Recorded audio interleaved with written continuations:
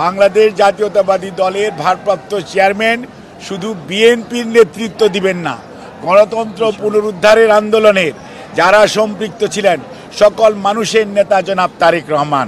এবং আমি কয়েকদিন আগেও বলেছি, আপনারা দেখতে পাবেন যে কয়েক সপ্তাহ বলেছিলাম, ইনশাল্লাহ কয়েক সপ্তাহের মধ্যে ইনশাল্লাহ তারেক রহমান এসে বিএনপির নির্বাচনী প্রক্রিয়া নয়, গণতন্ত্র পুনরুদ্ধারের শেষ লগ্ন যেটি, সেটির নেতৃত্ব দিবেন জনাব তারেক রহমান।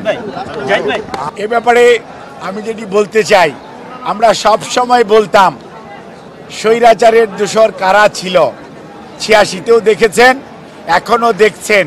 কাজেই আপনাদেরকে সজাগ থাকতে বলবো, সংবাদকর্মীদেরকে, দেশের মানুষকে। দেশের মানুষ দেখছে যে সত্যিকার অর্থে স্বৈরাচারের সাথে সম্পৃক্ততা কাদের রয়েছে। কাজে এই ব্যাপারে আমি নিজে আপনাদেরকে আর স্পষ্টভাবে বলার দরকার নাই, বাংলাদেশ জাতীয়তাবাদী দল জনগণের অধিকারের ব্যাপারে সোচ্চার ছিল, আছে, থাকবে। কোনো ধন্যবাদ। এই দলের ইতিহাস, এই দলের নেতাদের ইতিহাস কোনোদিনই জনগণের পক্ষে ছিল না। ওনারা প্রতিহিংসার রাজনীতিতে বিশ্বাস করে, ওনারা জনগণের ভালোবাসা অর্জন করার চেয়ে জনগণের উপর চেপে বসার রাজনীতিতে বিশ্বাস করে। ওনারা দেশকে মনে করে ওনাদের পৈতৃক সম্পত্তি যেমনি ইচ্ছা অমনি ওনারা চালালে দেশবাসী খুশি হবে।